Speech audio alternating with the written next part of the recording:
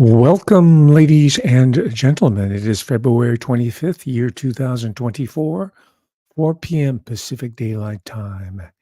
And it's my pleasure to present to you a very well prepared talk titled Project Manson Family and Folgers Coffee Intelligence Connection. I've been working on this particular talk for at least 3 weeks now.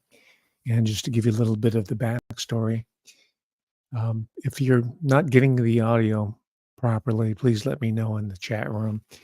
There's no way for me to tell here from the feedback. Good evening, Zaga Nostra Nostra. But this talk is a takeoff. It's not going to focus on it as originally planned, but it's a takeoff on this particular book titled Member of the Family. I don't know if you can see through the glare. And the subtitle is My Story. It's an autobiography. My Story of Charles Manson, Life Inside His Cult, and the Darkness That Ended the 60s by Dianne Lane.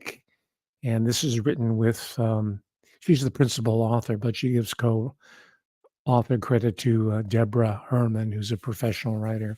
Now, this is a good book, don't get me wrong.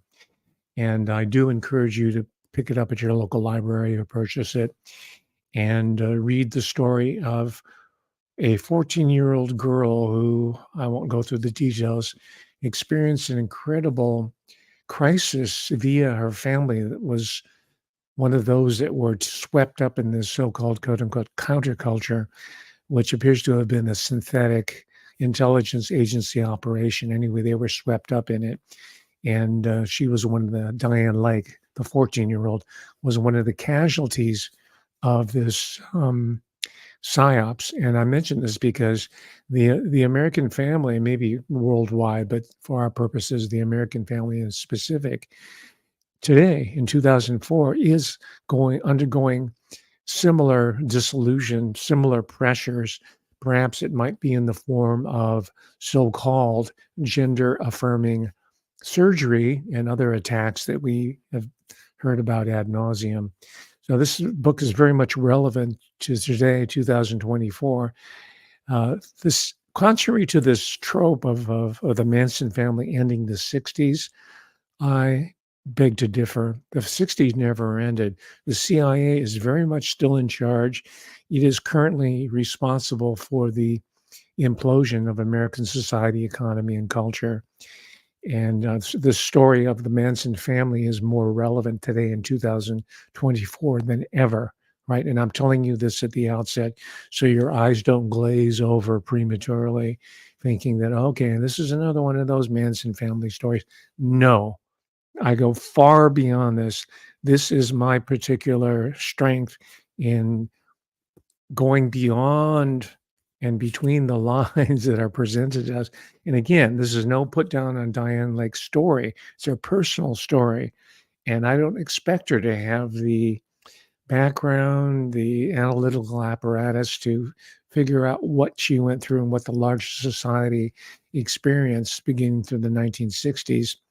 Even though she went on to recover and became a mother and a husband, a mother and a wife to a very supportive husband, and went on to enjoy a career as a special education teacher. All right. So I wanted to stress the fact that these are not permanent casualty people that we're talking about. These are people who managed to work through it. Just like we are not going to be casualties, we are not going to be victims. We are going to be able to resist and work through the current attack on not just the family, but humanity itself, the very makeup of what constitutes human beings at the molecular level, at the DNA level, involving very much the same institutions that we've been fighting for the last several decades. And again, that's one of the problems with conspiracy entertainment, in that it trivializes some very real issues that face us today and transform it into a form of amusement, right? And I'm not sure that's going to hurt Joe Rogan's feelings or his massive fanboy base. It's in the numbers in the millions. He's the most popular show going on right now. but he's probably the best representative of conspiracy entertainment, right? He's got all the earmarks of it.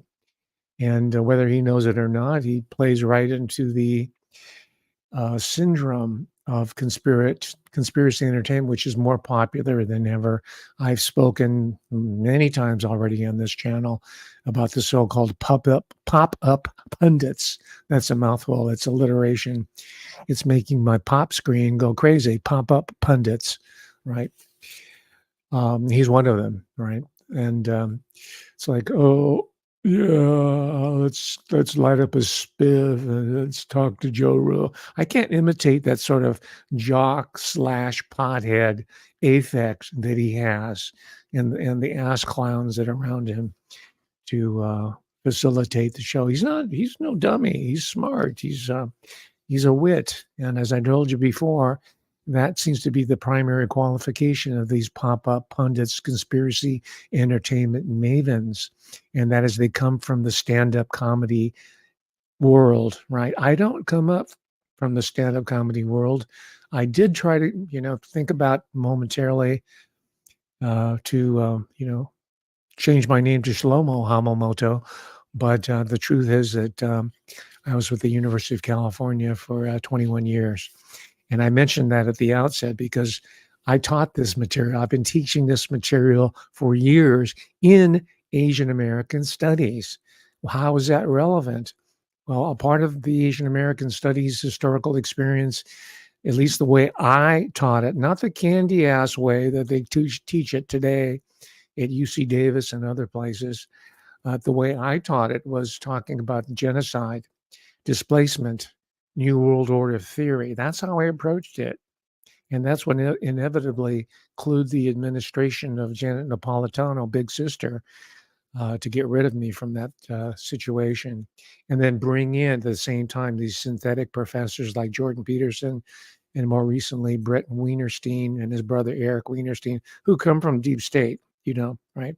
So that's not only Joe Rogan, but there's other people coming from other fields who have infiltrated this world while I keep on trucking along with you here in the chat room and on my Patreon. So before I go on, subscribe to this channel because you want to get all the updates. You want to get the a playlist and you want to get the notifications.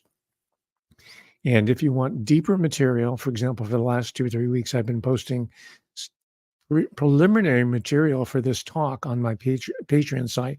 So subscribe to the Patreon site and you'll get all kinds of, if you're a researcher or want to deepen your understanding of the real American political establishment, then you want to subscribe to my Patreon. We have a very active, lively, thinking people who are supporting me on the Patreon. All right. A lot of this is very familiar to people who are have been looking at and reading the classics of ritual abuse, satanic ritual abuse, if you will, trauma-based mind control, or MK Ultra. She doesn't talk about it specifically. This is just from her limited understanding as a teenager and later an adult of what she went through. But you will see a lot of parallels and complementary stories and anecdotes that say, okay, this is part of a larger system. Dianne Lane is not aware that she was part of a larger system. And certainly she's not aware that she was part of and continues to be part of a system that exists in 2024, but it's far more refined. And I state this, I've said it over and over again, because I do not want anybody to fall in the trap that, oh yeah, I call it the Annie Jacobson trap, the Stephen Kinzer trap. These are all limited hangout people who've written about all these different covert programs that we've known about in the research community for decades. But now they're claiming to just have discovered something new. This is old news to us, but they're doing that to say, okay, that era's over. We know better now. We can trust our friendly intelligence operations, whether military or civilian or corporate. And by now in 2024, they've all fused They have fused, just like C. Wright Mills was warning us way back in the late 1950s. By the way, he comes out of academia. He was teaching at the University of Austin, and he drove a Indian motorcycle to class. He was kind of like Marlon Brando in academia. And guess what? He died in a motorcycle accident. I'm beginning to think it might not have been an accident. That's how T.E. Lawrence was. They got rid of him. He was a servant of the British Empire, and he realized, oh my gosh, I'm in the belly of the beast. And he had a motorcycle accident, right? And just as a bonus observation for you today, I don't want to spend too much time on these excursions of mine, but I think Bob Dylan was targeted. He was lucky to escape alive in his motorcycle accident. Notice that there was a shift in his music and the shift in the focus of it. He ceased to becoming the voice of the protest generation and transitioned to something quite different. And later capped off with the Nobel Prize for Literature. That's not to put him down. I'm just saying, let's look at the patterns here.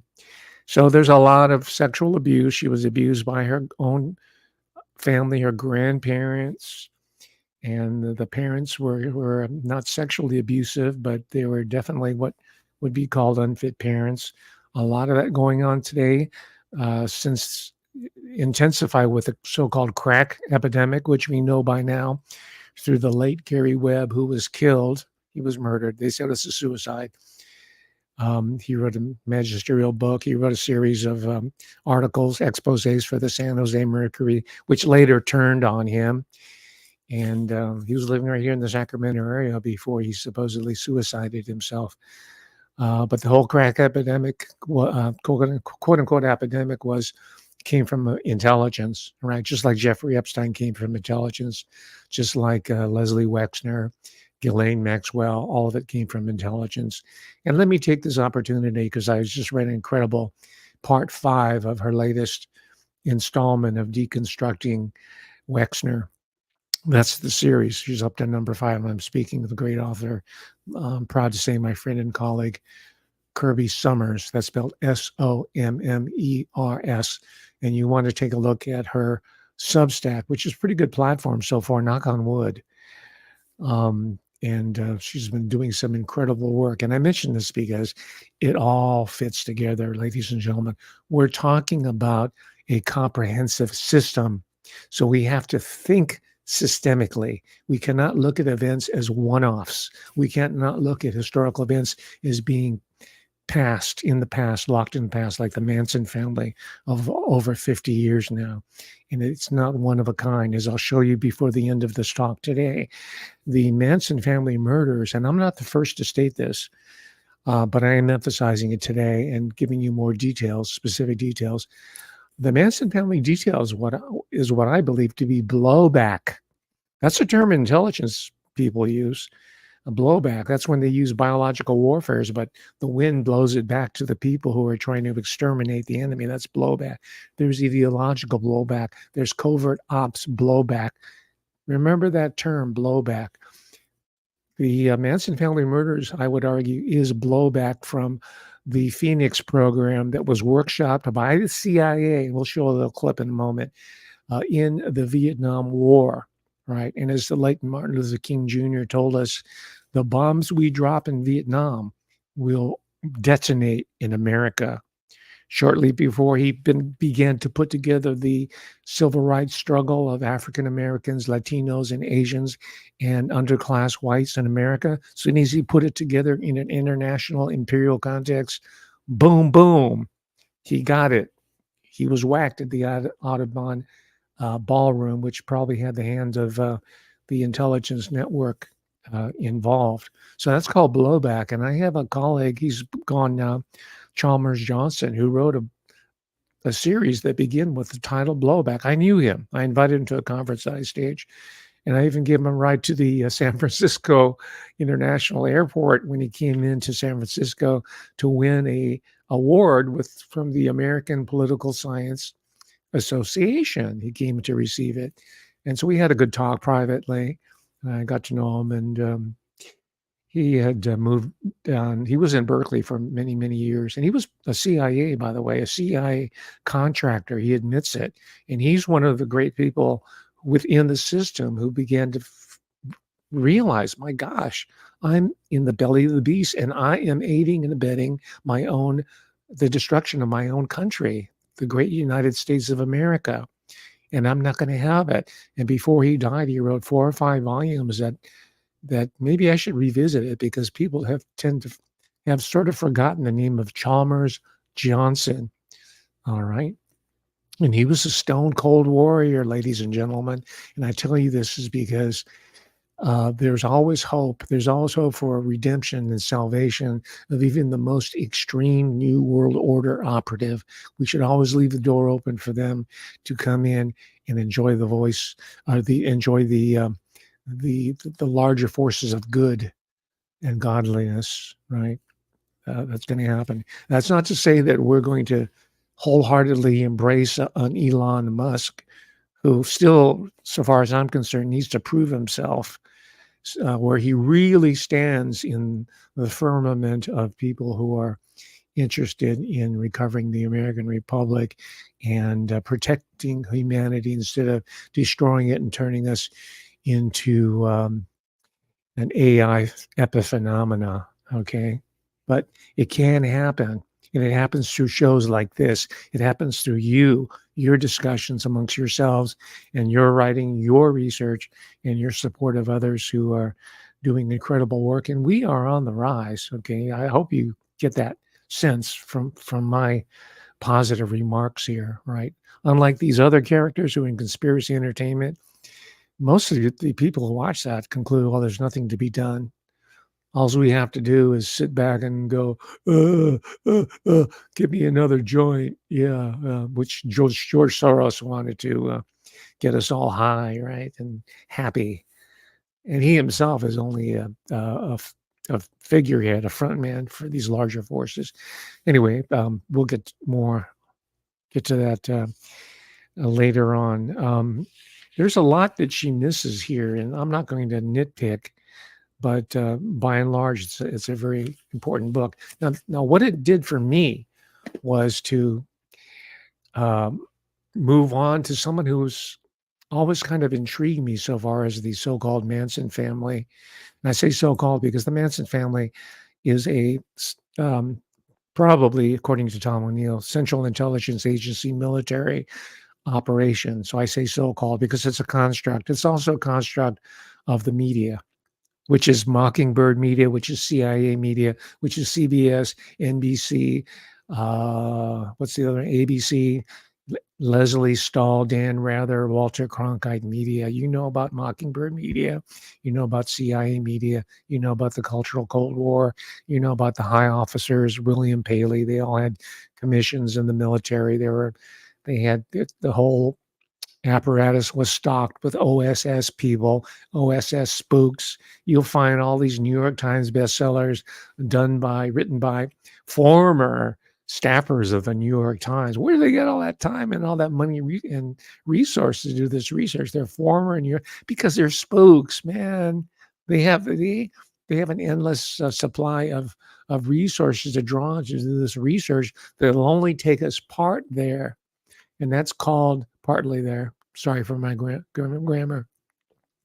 And that's called a limited hangout. That's your Stephen Kinzers, who I mentioned before. He's quote unquote ex New York Times, and he's been coming out with a series of books telling us, you and me, who've been reading this material for decades now, what we already know, and saying, oh yeah, we got a handle on it now. Right. Mike Pompeo is our friend. This is the new CIA. This is the new FBI. This is the new Office of Naval Intelligence. We've learned our lesson. And I think Kinzer is now at a think tank. I think he's at Brown University he's all over YouTube, so you can find out yourself. Very convincing character. You can tell he's an actor like Robert Malone, Anthony Fauci, and all these characters. These are what I forgot his name. He came up with this concept of lifetime actor, right?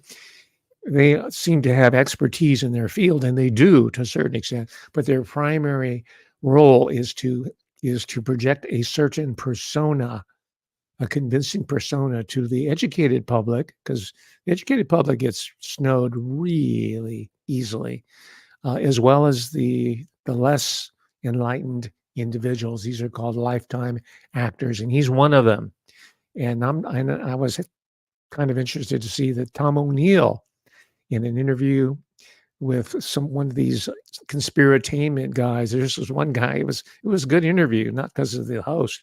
He's like a Joe Rogan wannabe, and his big insights were every time Tom O'Neill was coming up with this information, valuable, useful information, he'd go, "Holy shit! Wow!" I mean, that's his kind. And this guy has hundreds of thousands of subscribers. He's probably some ADHD, not to put them down. He's on the spectrum of one of these rich people who are buying their kids, their sons and daughters, entire news organizations that's written for them. Do you understand that? Okay. Right. I don't have anybody beside me, but my close colleagues and friends, including one who I talked to in preparing this talk, who reminded me, because we're going to talk about the coffee industrial complex. She said, "Oh, you're going to talk about Riley Coffee?" And I said, "Oh gosh, I have to mention that, because Riley Coffee, as you know, looms large in the real history of the JFK assassination."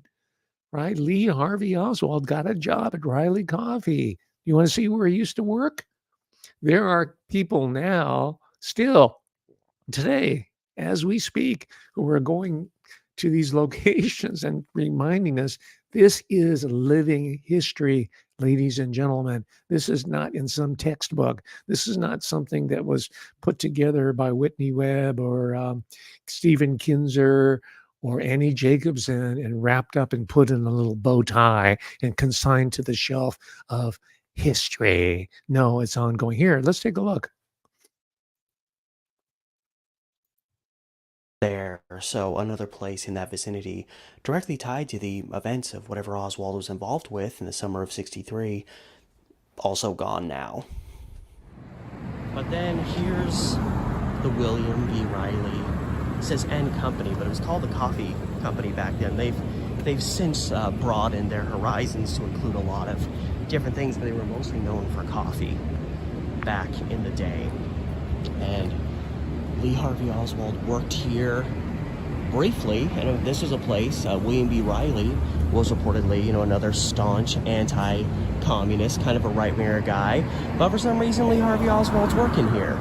He apparently liked him and his positive outlook on Cuba, so, for a while Oswald would work here, and then he'd go over to the garage over here to hang out and talk with his buddy Adrian and do Lord knows what else.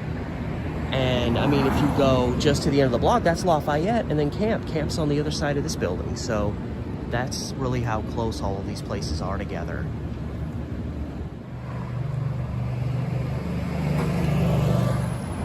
So we're on Girard Street, not 2 blocks from where the Newman building was. And you think, like, this guy has all these, like, flyers and stuff. He had to get him, had to produce them somewhere. Well, the place that he got his things printed at was at this little building right here. I guess it's called, like, Merrill now? Another place in that vicinity, directly tied to the also gone now. All right. Yeah. I forgot the person's name. I thank all the individual researchers whose material I'm excerpting. I wish I could credit you in this program. I can't. This particular program doesn't have any room or space for that. So I want to thank all of the major contributors. By the way, just looking at while this video is running, just looking at some of the comments here, I see in the chat room, the live chat, man, like 100% of the people who are here are already at a very, very high level of understanding. So I guess I shouldn't waste time on talking about the Joe Rogan experience and all that, because you already know that it's BS, right? But anyway, for newbies or people who are just kind of coming into it, maybe it's good to remind us of that. Before, I wasn't going to talk about this, but before I move on, since we're talking about the Riley Coffee, this is Kathy who reminded me about Riley Coffee in New Orleans. Lee Harvey Oswald worked there. Here's a recent book that I'm reading right now. It's about the Oswalds, Marina Oswald and Lee Harvey Oswald. And this guy is with the Hoover Institution, right, which is a right-wing conservative intelligence-based think tank at Stanford University, Hoover. And I given the talk on Stanford University and Hoover and Jane Stanford and the occult origins of Stanford University, which was taken away from Jane Stanford and Leland Stanford, the railroad magnate. So you can find that in the playlist if you subscribe here. I've covered a lot of this already. And of course, this is a whitewash as well. And I don't know if it's going to be worth me reviewing it. So let's move into the world of coffee. New Orleans, right? Most of you know that the United Fruit Company, right? Chiquita Banana. Remember, we grew up with that. And remember the Disney films with all the Latin American themes and some Hollywood films, especially during the 40s and World War II, that tried to portray Latin America as a friendly Desi Arnaz, Tropicalia paradise for our friendly Americans of the North, right? This is total Rockefeller, North American friendship. They had all these different organizations that were trying to make nice with what were really at bottom colonies of American capitalism. And New Orleans is the port to there. It's way south, and it's a hop, skip, and jump to all these markets and these producer centers for bananas, sugar, coffee, and of course drugs. Obviously, today outstrips all of it, but coffee looms very large in this saga, and that's the emphasis that I am going to be taking today. And that's why I decided to resuscitate the cultural memory of Folgers coffee. Are you old enough, in the mornings with your parents to the smell of Folgers coffee or MJB? Or there were other couple major brands, right? This is when coffee was really before coffee culture got better in America, right? It was a kind of watery swill. And they've tried to remake themselves because of the demand, the increasing sophistication of the American market. But Folgers was one of the beginning. Let's take a look very quickly down memory lane. If you know what I'm talking about, or if you're a little younger, you don't remember this jingle. You don't remember that feel-good Folgers coffee moment, that touchy-feely experience in the morning, where you get your caffeine fix. Out of bed to face all the chores ahead, till that aroma comes through when the Folgers starts to brew. The best part of waking up is Folgers in your cup. Folgers is mountain-grown coffee, and the rich aroma of mountain-grown beans makes Folgers one coffee made with the morning in mind. Now things are feeling right. You see the morning in a whole new light. There's hard work to be done, another day yet to be won. The best part of waking up is Folgers in your cup. Wow. See, it's obvious now, right? Oh, father and son, generational. They're working the land, right? They're farmers. Never mind the fact that in the process, well, as this commercial was out, the farms were being confiscated, right, by the British Crown via Wall Street in the city of London. All these different layers, right? Advertising, I know people here in the chat room know about Edward Bernays, the nephew of Sigmund Freud, and all the Viennese psychotherapists, and later the opioid type psychiatrist people, the steaming Sackler family, who are responsible for the opioid crisis. The Empire of Pain is the book you need to look at, right? And now the Chacoms are bringing it in too, right? They're pulling they're flipping the script on us, right? That's what the Anglo-American Empire did to the Chinese to take over their country, demoralize them, and make them into a bunch of opium addicts. They said, "Hey, man, turn around is fair play." So that's what's going on in the 21st century. It need not be that way if we understand the history in its largest context as possible. That's what I'm trying to do today. Thank you, ladies and gentlemen, for your support on that.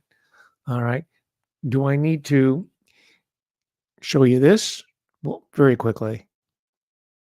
Name synonymous with aromatic mornings and cozy coffee moments, has a rich history that spans over a century. In this article, we delve into the captivating journey of Folgers coffee, from its humble beginnings to its current status as an iconic coffee brand. Additionally, we explore the innovations that propel Folgers that spans over a century. In this Well, you get the idea where it's going. I think that's AI commercial, by the way. That's another topic altogether. Yeah, I have a really good suggestion for Starbucks in addition to their menu. How about Cracpuccino?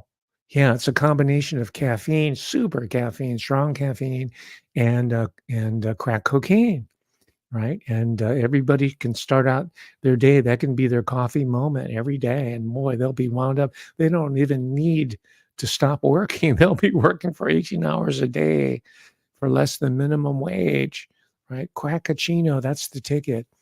While we're on the topic of Starbucks, let me share with you a couple of factoids that I told our friend and colleague Kathy. She's a patron supporter, and she's in the chat room too. But I pointed out to Kathy that the Starbucks CIA connection, right? And that's just not one of those conspiracy entertainment factoids. I checked into it. These are like urban rumors, right? And I checked into it, and the CIA itself has a store at Langley, the facility, right? You've seen the says Veritas. You've seen the seal, the CIA. That building there, there's a Starbucks store, and has long lines. And on the little cups, they don't write their names on them, right? Because it's supposed to be a secret establishment, so not even fake names. And they do interviews there, job interviews at that particular Starbucks unit in the bowels of the CIA headquarters in Langley. And it's described on the receipt, Starbucks store number 1. Wow. I thought Starbucks store number 1 would be in Seattle or someplace there's a whole origin myth, right? Howard Schultz looked around and said, yes, what we need is a chain of coffee shops all around the world, and I'm going to make it happen. And all of a sudden, they sprouting around like toadstools after a rain.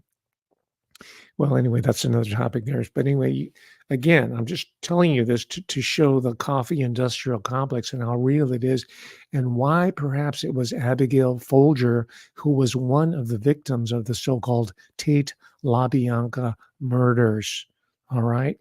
Abigail Folger. Yes, I think she was the sole heiress of the Folger coffee dynasty fortune, which started around roughly 1850, all through the California gold rush time. It started in California, in San Francisco. And by the way, they have huge operations in New Orleans too, because New Orleans is almost like a South American, Central American outpost, right? That's why the mafia was so big. Carlos Marcello and Jack Rubenstein and Lee Harvey Oswald, Spookville. It's there geopolitically. It's there. It's part of the United States, but it's also an arm of the Central American, the Caribbean, South American empire that's run by the financial, military, corporate oligarchs, the usual suspects, right? You know their names. So we'll get to the Folger, Abigail Folger connection in a moment. As I try to establish for you the larger historical, political, social context of the military industrial coffee complex. Because we know about Chiquita Banana, right? We know about the United Fruit Company, CIA, E- um, Eli Black, was that the family? Right? Kirby Summers has written about United Fruit because the people that she is studying was very much involved in that criminal enterprise of these this particular tropical commodity. And we know about sugar. Sugar is really what helped make the modern world of empire, right? From the House of Orange up in the Netherlands, still strong. Also, the founders, by the way, the still the powers behind Princeton University, right? Institute of Advanced Studies, Albert Einstein, all those great theoretical physicists, and also F. Scott Fitzgerald. That's why he wrote kind of these spooky stories. It was he knew something, and then the literary scholars haven't really figured out deeply what F. Fitz, F. Scott Fitzgerald was really trying to tell us.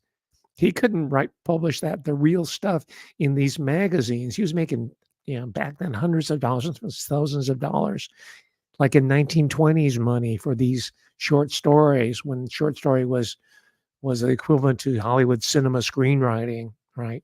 But he had all these, the Benjamin Button story, reverse aging, right? Some with Jesuits in it, they were so anomalous. I'm reading a Pat Hobby and we're thinking, oh, okay, Arnold Rothstein, the guy who the Black Sox scandal, Gatsby believed in we got all that type of criticism from our English teachers in junior high and high school and at the university. It's not wrong, but it's not the type of analysis we need to really probe. And I would argue, and this is what will make the humanities come back and challenge the hegemon of the AI, the coming AI challenge, or the current AI challenge, and that is to revisit Edgar Allan Poe. Start with Poe, because he was a science fiction writer before the term was coined.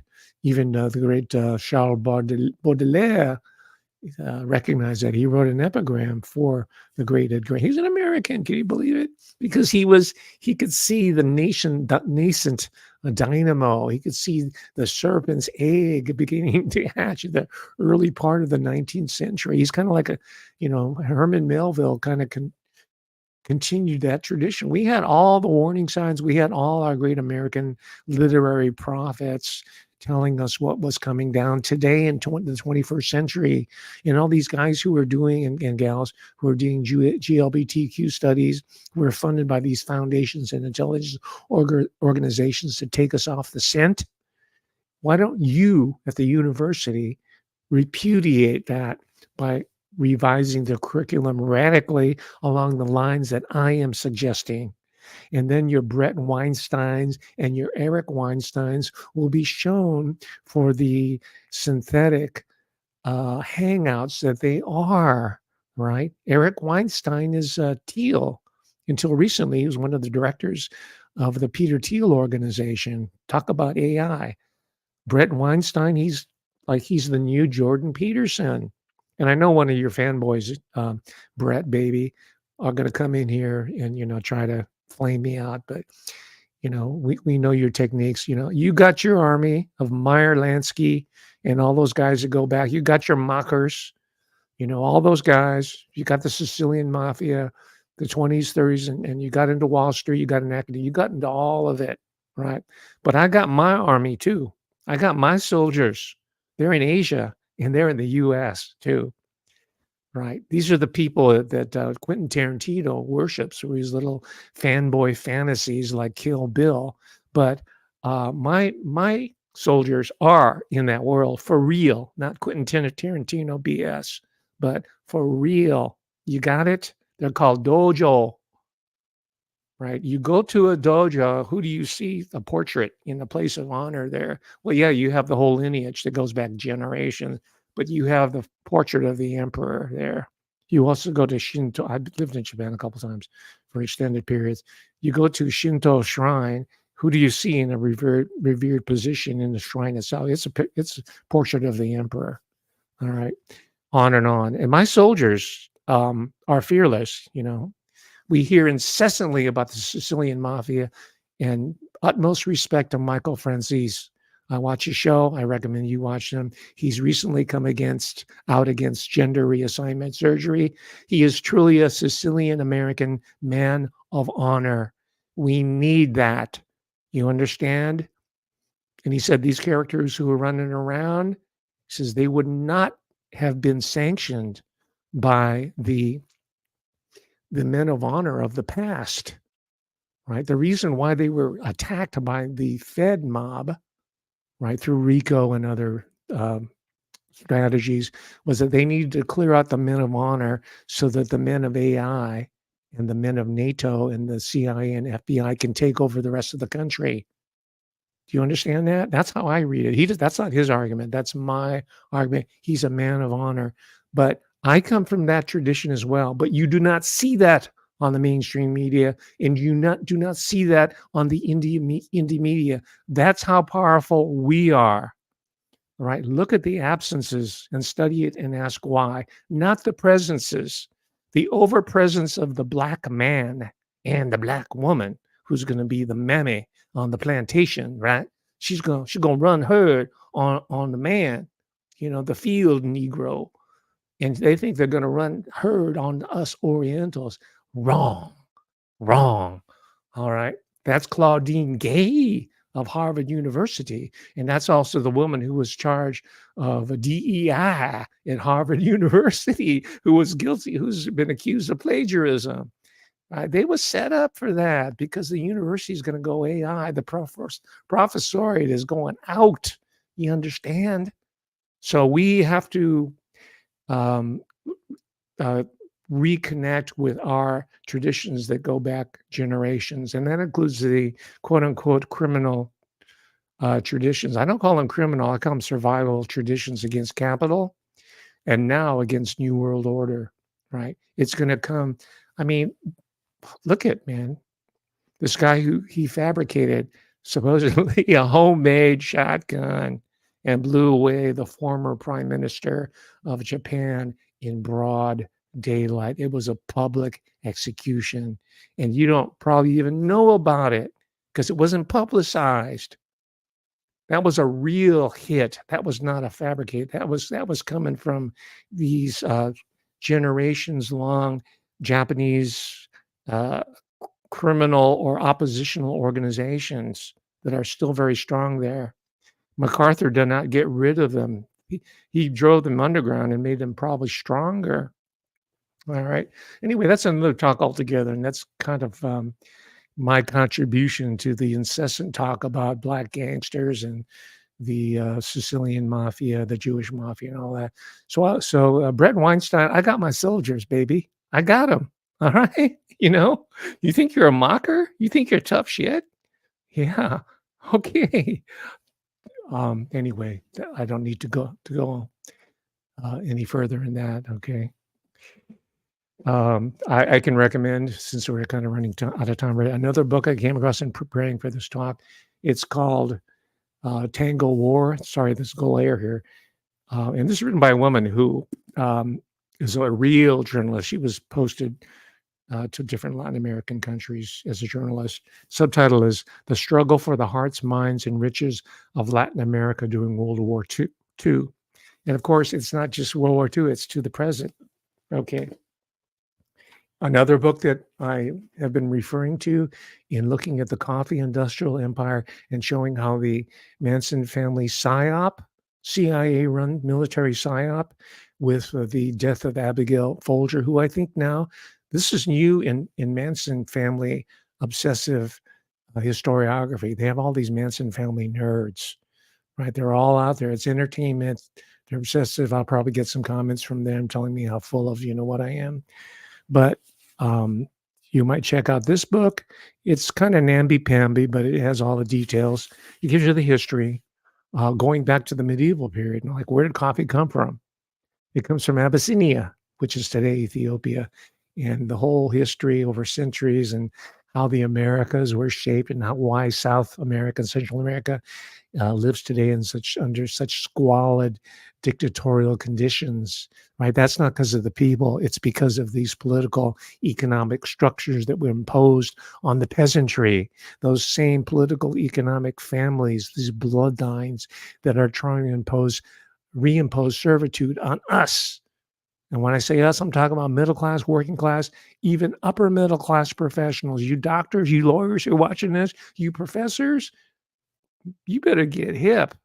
You better get wise right quick, because you are slated for removal.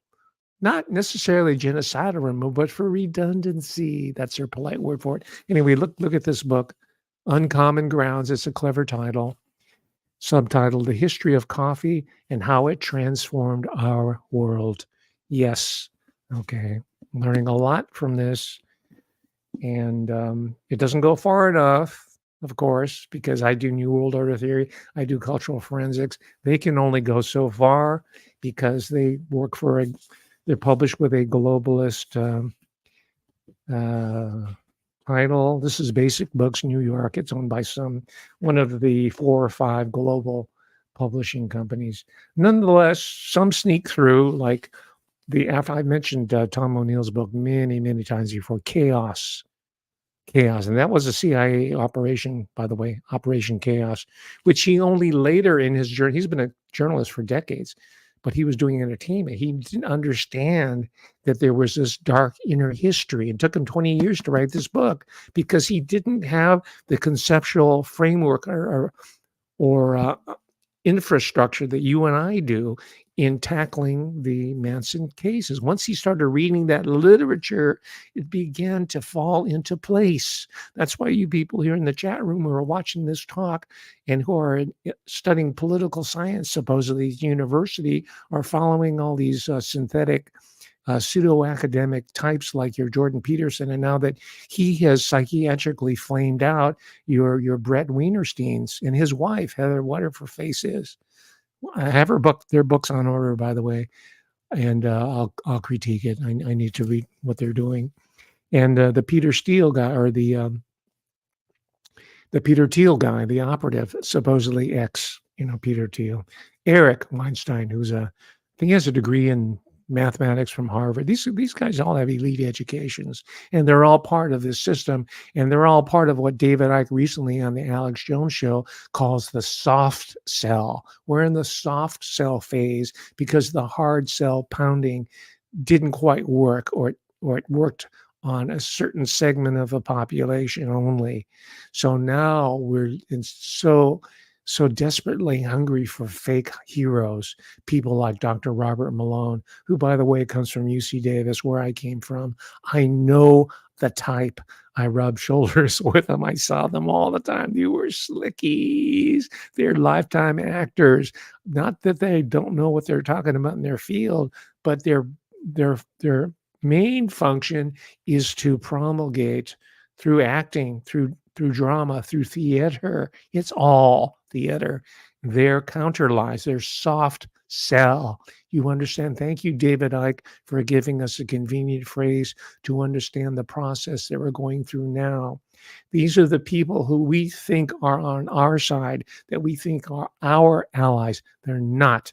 They come from the same cesspit as these other characters who try to put us out of business for good, starting with late 1919, 2020, or late 2019, 2020. You know the period I'm talking about.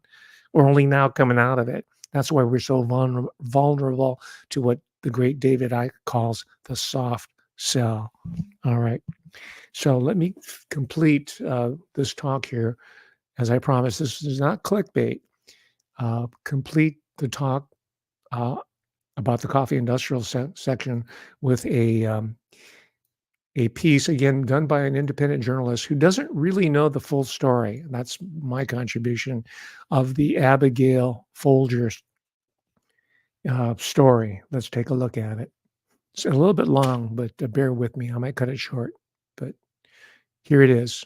Pay attention.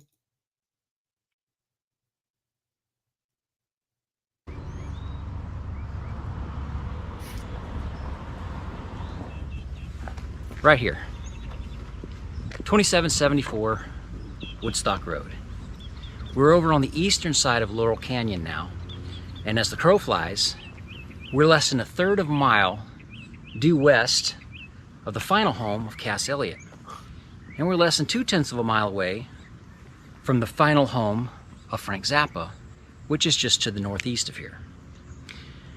Now this house behind me was once owned by a young woman. Her name was Abigail Folger. Now that name might ring a bell for you, or it might not. Now Abigail, unfortunately, is one of those rare people who end up becoming more well-known in history based on the circumstances of their death rather than the events of their actual life. She moved here from New York City with her boyfriend, Wojciech Frykowski, and she bought the house in August of 1968. He was a Polish immigrant, a struggling screenwriter, and very new to that industry, but he was also very well connected with some very powerful friends, such as Roman Polanski. And at the time, he was learning to speak better English, being taught by Abigail. She had money because, as the name implies, yes, she was the eldest child of Peter Folger, who was, of course, the CEO and the president of the Folgers Coffee Company. And Abigail was the sole heir to that family's massive fortune. She owned this house for almost exactly 1 year. And then she and Wojciech tragically became 2 of the 7 people, plus an unborn child, who were brutally murdered over the course of 2 consecutive nights in August of 1969 by members of the Manson family. Now, before we just jump right off into the deep end of that quagmire of utter horror, let's take just a moment to talk about both of them as the people that they were, rather than just immediately dwelling on the tragic events that happened to them. First off, also, let me make it very clear. No one was ever murdered here in this house, as far as we know. Those events, as related to them, happened elsewhere. That was in an area about a 15-minute drive to the west of here in Benedict Canyon. Now, more on that exact location later. Abigail Folger and Wojciech Frykowski were well-known members of this community, and they had friends here. They were social people, and they were generally well-liked and respected. So now, unfortunately, is where we come to the part of the story where everything gets real. This is the part where humans become monsters, and the worst nightmares that we could ever imagine become reality. Now, I'm not putting forth any new ideas or any groundbreaking analysis when I say that the Manson murders not only put an end to the extended party atmosphere that was just simply a part of the culture at this time, but they also symbolically brought the entire decade of the 1960s to an abrupt and a screeching halt. And then replaced it with a sense of fear and a completely different outlook on how people felt like they should interact with other people who they don't already know and trust. Doors that had once been left unlocked. Well, you get the idea of this particular person, and I thank him for the excerpt that I used from his material. It's quite well done, and he's going to the place there, Laurel Canyon, the home. I don't know if they owned it or not. I think they might have, of the coffee heiress Abigail Folger and her boyfriend Wojciech Frykowski. Now, this is no knock on him. All right, how can you know everything? I don't, certainly, but from my own parallel investigation, there's more to the Abigail Folger connection and the coffee connection that meets the eye. And I don't think any of these Charles Manson family entertainment junkies have even figured it out yet.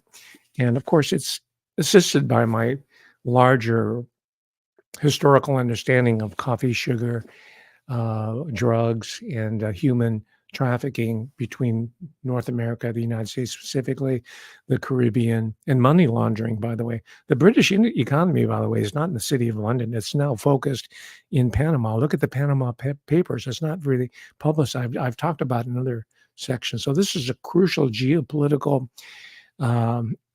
region that is probably more important to our lives than China is. Definitely, that's why you hear on supposedly Indian media so much emphasis on the China cops, because it takes away the focus from the British Empire, which is in our backyard, and our back door, which is our front door, Latin America, right? But let me finish with Abigail Folger.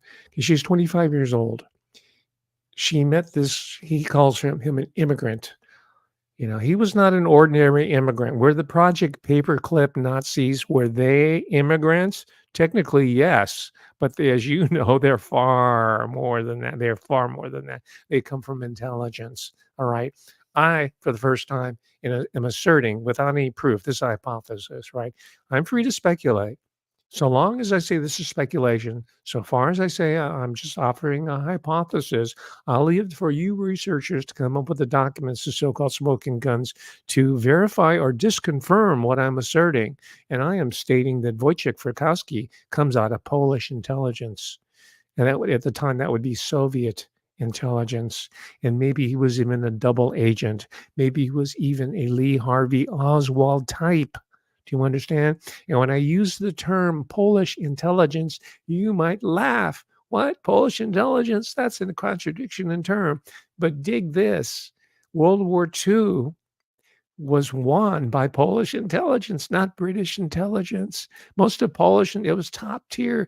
Polish intelligence had to give it over to the British because then the Germans who were occupying Poland would know that they had been found out, all their codes and their different systems of espionage and intrigue and related operations. So they had to give it to Britain, and they took credit for it. I'm not saying they were slouches by any chance. No, British intelligence is superior even today to U.S. intelligence, which maybe it's because they're an arm of British Polish intelligence. All right. So when I say British intelligence, don't scoff.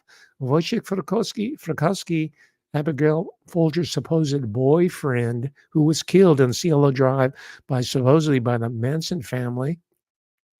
And I'm beginning to doubt if it was even them, because I think it had the earmarks of a military assassination squad related to the Phoenix program that was workshopped in Vietnam. They killed tens of thousands of civilians, very similar to the way the slaughter was executed at the La Bianca household and the Cielo Drive household, maintained by Sharon Tate, the actress, because that's where usually the focus is, and Roman Polanski. Again, he is the focus. I think the focus should shift, or at least be shared, with one Abigail Folger of Folger's Coffee, of the coffee empire, the United Fruit empire, the cocaine empire, the human trafficking, open borders empire that we see right today with the intentionally porous borders to create, to extend that market that was beginning to dry up because of all the activism against child trafficking abuse, satanic ritual abuse, and all the revelations that have been coming out.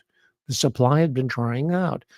So the people, I'm not blaming the president. He's just a figurehead. He's probably, maybe even he's a simulation for all we know.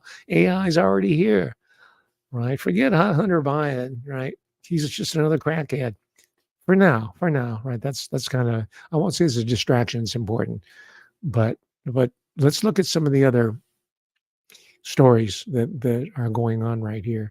This is why we're seeing this array of related problems going on. They date back decades. You might say they even go back to the founding of the American public. But for now, I just extended it so far back as the so-called Manson Family, Operation Chaos, the Phoenix Program, the great book by Douglas Valentine. It's called Phoenix Program. I've used that book. That was assigned reading in my class in Asian American Studies, right? And most of the students were immigrants, children of immigrants or refugees from Vietnam, Cambodia, and Laos. And there was a good chance that their parents were involved in the Phoenix program. That's how they got relocated to the U.S. The ones that remained behind went to re-education camps once Vietnam took over. North Vietnam became consolidated, or they were already on their side anyway. So supposed allies had always been working for the North, right? These different alliances. And that was a revelation to me because I got to know them and I got to know their family histories. And I said, oh my gosh, I'm advocating for a community who are a bunch of right-wing fascists, right? I'm not saying all Vietnamese, Cambodian, Laotian people were, but some of the individual students who I got to know, man, they came right out as if I was educating the children of the scientists who came over with paperclip. German Americans whose parents were Nazis and they turned up at the University of California, and I was teaching them. Their political ideologies are going to be quite at odds, to put it lightly, than mine. But I was teaching these people and by the way, some of them ratted me out. Some of them because their parents, their father were rats.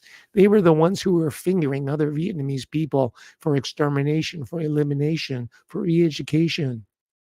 That's all part of the Phoenix program, right? And my suspicion, I don't know all the details. My suspicion is that Wojciech Frykowski and Roman Polanski, who, by the way, was a Polish national, he became a big-time Polish international director, an American director. How? How did that happen? Pure talent? No, there's plenty of talent from Czechoslovakia, Hungary, Poland, Soviet Union, the Russian film culture is unparalleled. Well, U.S., British, German cinema, they're all top notch. Japanese cinema and now Chinese cinema, all top notch. But why Roman Polanski? I think it has to do with the cultural Cold War, as Francis Stoner Saunders called it, the great book, Cultural Cold War. I think he was exfiltrated here. He's kind of like a Polish paperclip type person. So was Wojciech Frykowski, intelligence operation asset. I don't know which side he was working for. He might have been working for multiple sides, like Lee Harvey Oswald and Marina Oswald, who I think was also an intelligence asset, contrary to this book that I just showed you here. And I think they were targeted. Abigail Folgers was kind of a left progressive liberal person who worked with museums and artsy organizations and wanted to promote civil rights for people of color. Maybe she was honest about it and she was doing it from the goodness of her heart. I don't rule that out. But she was also gathering information, intelligence, right? And she was also part of what Peter Dale Scott calls the deep state. And I have questions about him too. He's not even an American. He's a Canadian diplomat. That's his background. He was in Berkeley for many years. Didn't write any poetry. He did write a few poems. I met him, by the way, at conferences. But anyway, he's probably a good guy. But I'm saying that doesn't mean that these people are totally aligned with our interests. They might have multiple interests, multiple agendas going on at the same time. So in a nutshell, and there's another connection. Who introduced Abigail Folger to Wojciech Frykowski, her boyfriend, quote unquote, who could barely speak English and only been in America for 1 month? And he lands the heiress to the Folger coffee fortune? Well, who introduced him? She was introduced to Abigail Folger, introduced, quote unquote. It's just like it's a cute meet, like when Harry met Sally, in our rom-coms, or like in Friends, it's so romantic. We've all been used to hearing these incredible love stories. By the way, I heard David Schwimmer is getting together with Jennifer Aniston. Wow, 30 years of foreplay might finally be coming home to roost. They're sending flirty text message to each other, and maybe they just need the PR, but I don't know. It's a story to watch. But anyway, it's self-fabricated, right? However you looked at it. So Wojciech Frykowski, the non-English speaking, they got together because they could both speak fluent French. Fluent, not fluid, fluent French. which I believe, because Abigail Folger went to these elite girls' schools, and I think of Barnard, or if not Barnard, the one attached to Harvard, I can't remember, Radcliffe, something like that, studying art history. That's a giveaway. Rich girl studies art history or cultural history or literature, right? And she meets this guy who he's a supposedly Polish immigrant. He already been married 2 times, right? And guess who introduced him? This is a figure you might not know, but I know him well because I've checked him out. And I claimed years ago that he was intelligence, even before it was revealed that he was not who he said he was. And this is the writer by the name of Jerzy Kosinski. Jerzy Kosinski. And when I was reading him in college, the Painted Bird, talking about the cruelty of the Polish peasants who hated Jews and were anti-Semitic. It just fit in, the politics, the political needs at the time. It turned out to be a fabrication, and people who he had write for him, pretty up the prose, and because he didn't speak English, that was his second language. And all of a sudden, he's writing these great literary masterpieces, according to the New York Times and the New York Review of Books and all these supposed literary arbiter publications. But he got the whistle blown. He later committed suicide, by the way. He was a fraud. He was a literary fraud. The Painted Bird. He also wrote Being There, by the way, which was later made into a movie starring Peter Sellers. Not a bad movie, not a bad book, but he probably had the idea, but he had it written for him. Right, that's Jerzy Kosinski. Jerzy Kosinski introduced Wojciech Frykowski to Abigail Folger, who later conveniently was snuffed out with these other people, including Jay Sebring. He was the guy that brought men's hairstyling to the Hollywood elite. That wasn't his real name. JC's name was John Thomas Kummer, Kummer.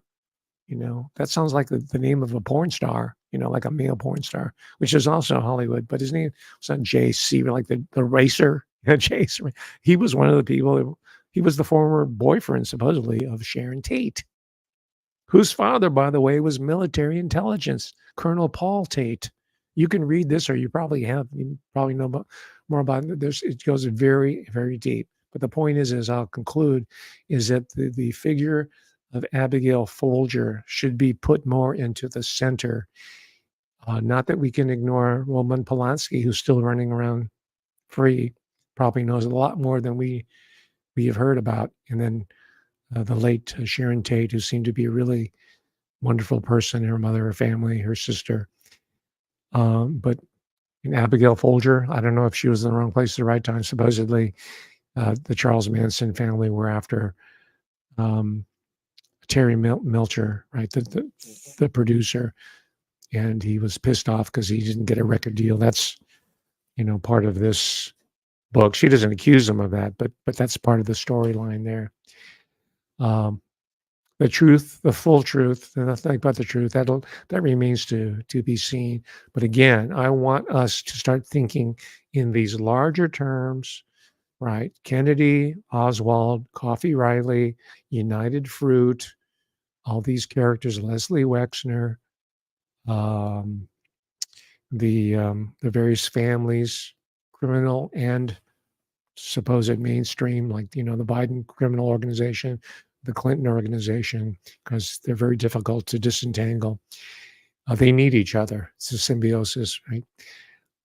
We have to look at it into this broader sense. And if I can help us to advance and deepen the storyline that much more, then I will have done my job. Ladies and gentlemen, thank you very much for listening for the 60 minutes. Please subscribe. Please share this talk. This is one of the better ones I've done lately. I woke up energized. I was very well prepared reading all this supplementary material.